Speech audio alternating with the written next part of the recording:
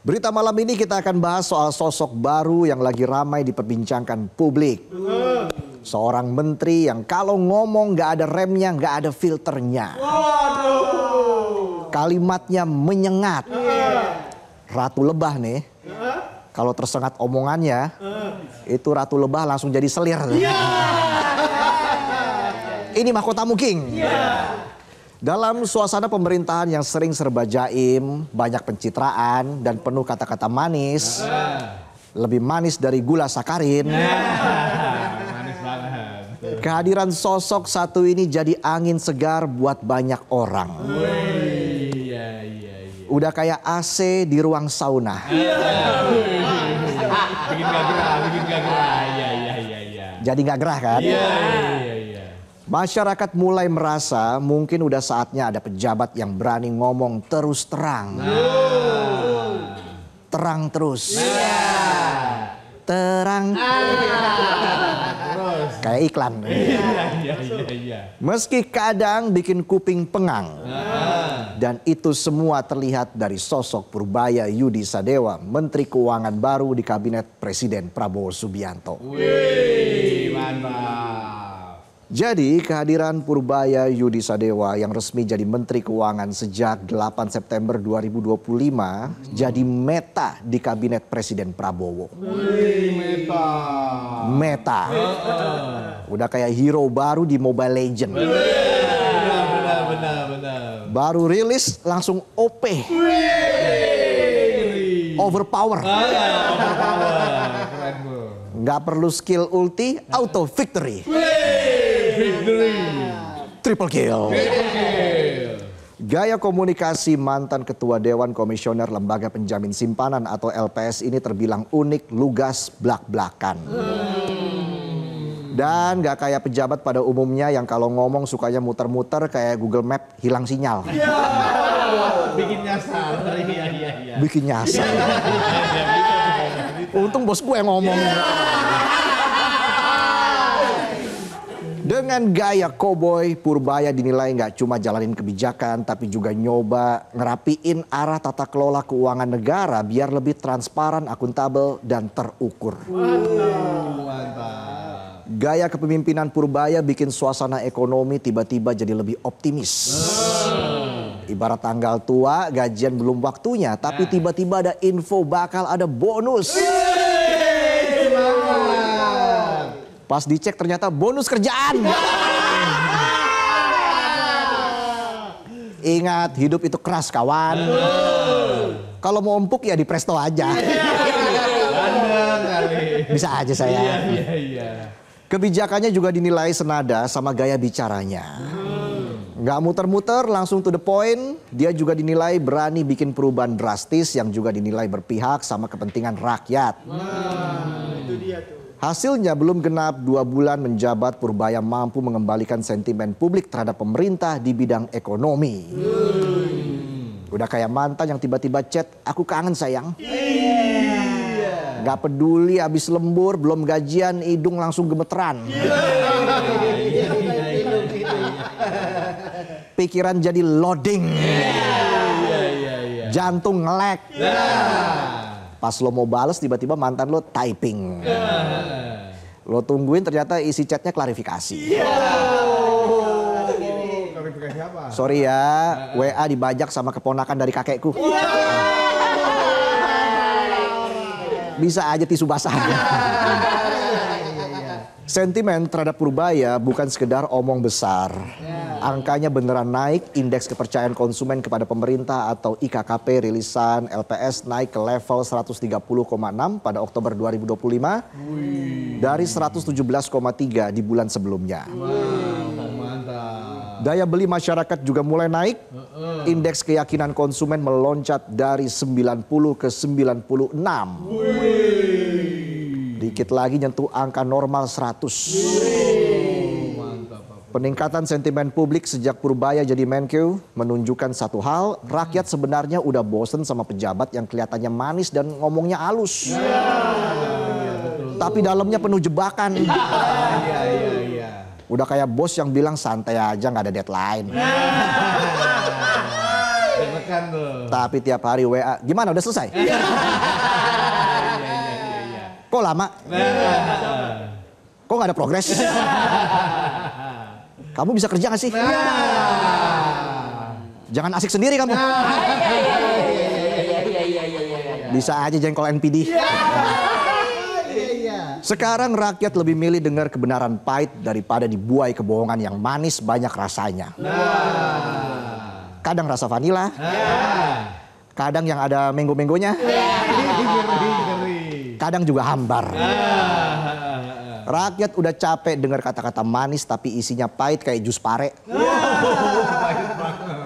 Sekarang rakyat suka pejabat model koboi kayak Purbaya. Kalau ngomong langsung nyodorin fakta daripada pejabat yang terlalu hati-hati. Kayak lagi ngetik chat WA di grup kantor. Hati-hati banget. Nah betul. Soalnya takut kepencet emot terong sama cipratan air. Iya. Multitafsir tuh. Iya serem. Multitafsir. Iya. Kalau salah ya bilang salah. Bukan salah, terus klarifikasi, lanjut sewa clippers buat naikin citra. Sebagai contoh, lewat Purbaya, publik jadi tahu ada dana pemerintah mengendap sebanyak 485,6 triliun rupiah di Bank Indonesia. Dan 200 triliun rupiah diantaranya sekarang udah dikucurin ke perbankan. Mantap. Nggak cuma itu, lewat Purbaya juga kebongkar ratusan triliun dana Pemda yang nganggur di bank. Udah kayak duit kas RT bilangnya buat outbound. Ternyata dananya nggak pernah out, malah ketua RT-nya yang dicopot. Yang terbaru dan paling panas tentu aja soal kereta cepat Wush. Keretanya cepat tapi utangnya bikin ekonomi melambat. Iya betul. Lagi rame. Ekonominya macet kayak lewat tol Jor jam 6 sore. Macet. Iya. Ngegasnya jarang-jarang tapi bensinnya habis duluan. Ya bisa. Mau isi bensin di SPBU pas mantap antrinya panjang. Cari SPBU swasta bensinnya hilang. Purbaya juga bikin gebrakan menolak bayar utang Wush pakai APBN. Dan sekarang KPK udah mulai ikut ngecek proyeknya, takutnya kereta kalah cepat sama aliran korupsi.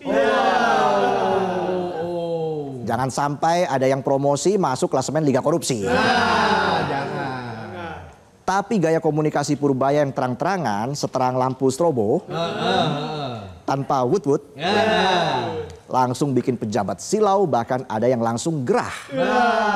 Bener tuh. Contohnya Gubernur Jawa Barat Deddy Mulyadi terkait adu data Purbaya versus Deddy Mulyadi soal dana 4,1 triliun rupiah yang mengendap di Jawa Barat berhasil bikin KDM kerepotan. Ibarat konten kreator biasa lihat data viewers YouTube, sekarang dipaksa lihat data anggaran daerah nyangkut. Dicek di YouTube Studio nggak ada, dicek di TikTok Analytics juga nggak ada. Akhirnya tanya sana sini, bisa sekalian jadi konten. Tapi ada baiknya juga. Gebrakan Purbaya dan datanya akhirnya mampu membuat KDM sibuk bikin banyak klarifikasi secara substansi daripada bikin kebijakan yang kadang bikin bingung sendiri. Viral tapi nggak substansial. Ini baru kerja gubernur, sibuknya beneran buat urus anggaran daerah. Betul, harus gitu. Kini gubernur yang punya jutaan subscriber itu jadi sibuk mengecek dan menyinkronkan datanya ke Kementerian Dalam Negeri serta memerintahkan jajarannya membuat laporan keuangan setiap hari. Merepotkan memang, tapi demi transparansi ya harus dilakukan. Apalagi ini berkaitan dengan kesejahteraan rakyat. Selain itu, gaya komunikasi Purbaya yang terlalu terang kadang malah bikin kuping pejabat lain perih. Di jajaran kabinet aja sudah mulai ada gesekan halus. Gesekan halus jangankan di kalangan pejabat. Penonton. Tanggal-tanggal segini juga sering kejadian gesekan halus. Gimana tuh? Gesekan halus di paha sambil senyum-senyum. Minjem gocap. Ujungnya ngutang lagi. Sejumlah kritik ke Purbaya datang silih berganti.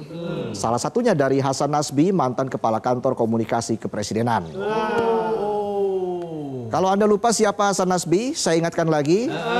Ia dulu pernah nyaranin kepala babi yang dikirim ke jurnalis Tempo, dimasak aja. Oh, itu ya. Kritik komunikasi yang dibuat Hasan ke Purbaya ibarat temen yang tiap hari main padel tapi tiba-tiba jadi coach tenis. Bukannya bisa mabar malah ambiar. Beda level. Gue servis juga loh. Jadi Hasan Nasbi yang sekarang mendapat jatah kursi komisaris Pertamina mencoba membahas gaya komunikasi publik Menkyu Purbaya selama 14 menit dalam kanal YouTube-nya. Oh, bikin konten. Kontennya berjudul Purbaya Beda Orang Beda Gaya. Ya namanya juga konten. Judulnya clickbait, bikin penasaran. Isinya ada kritikan, ada harapan. Harapan dilihat atasan. Biar dapat jabatan. Bisa aja kilang etanol.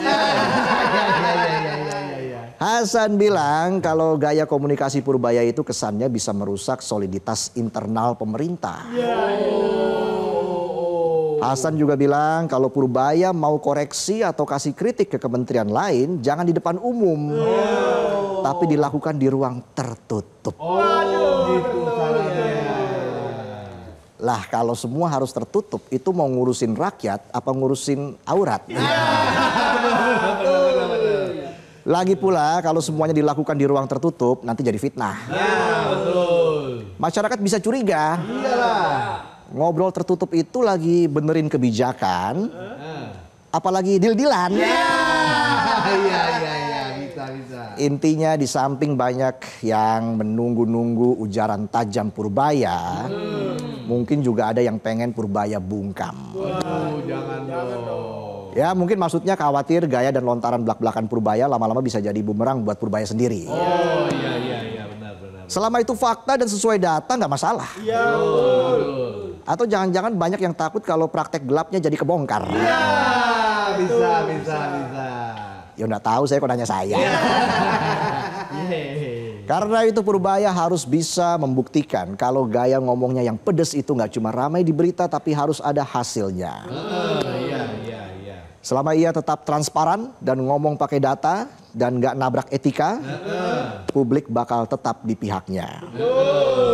Publik akan tetap menanti sengatan-sengatan selanjutnya dari Menteri Purbaya. Iya, betul. Tapi juga harus diingat ada janji dalam setiap sengatan Purbaya. Dan nanti rakyat pasti bakal menagih realisasinya. Iya, pasti. Jangan kayak gebetan toksik. Gimana? Janjinya mau berubah ternyata cuma ganti gaya. Gaya rambut. Dan dalam pemerintahan tanpa oposisi ini, Purbaya menjelma menjadi suara kritis yang bisa menyentil para pemimpin mulai level nasional hingga daerah buat kerja beneran. Bukan cuma gunting pita sama cari angle kamera buat pencitraan. Bagus. Jadi gaya komunikasi Purbaya sebenarnya nggak masalah. Yang masalah itu ego, narsisme, dan keserakahan politik. Betul. Karena kalau tiga itu udah nyatu dalam diri pejabat, hasilnya bukan kemajuan negeri, tapi jadi dramaturgi. Dramaturgi. Iya, habis. Catat, kesantunan yang membalut kemunafikan tidak lebih baik dari gaya ceplas-ceplos yang fokus ingin bekerja bagi rakyat. Betul. Pada akhirnya rakyat gak butuh pejabat yang banyak janji tapi minim bukti. Yang kerja cuma kalau kamera nyala, habis itu hilang kayak sinyal wifi gratisan. Iya. Rakyat gak minta pejabat yang sempurna, cuma minta yang beneran kerja. Betul, sepakat. Bukan yang tiap hari drama buat naikin citra. Rakyat kita ini lapar kesejahteraan, tapi kenyang lihat pejabat pencitraan. Oh iya, jangan dong. Ngomong kesana kemari minim realisasi, cuma strategi buat amanin kursi. Aduh, jangan. Jadi buat semua yang lagi pegang kuasa, nggak masalah ngomong belak-belakan asal sesuai data dan fakta di lapangan. Betul. Jangan takut pakai gaya komunikasi dar-der-dor asal kinerja nggak kendor. Iya. Tapi takutlah kalau sudah dicap koruptor. Betul. Rakyat tidak akan ingat seberapa manis kata-kata Anda, tapi yang lebih penting seberapa berdampak yang kalian kerjakan untuk negara.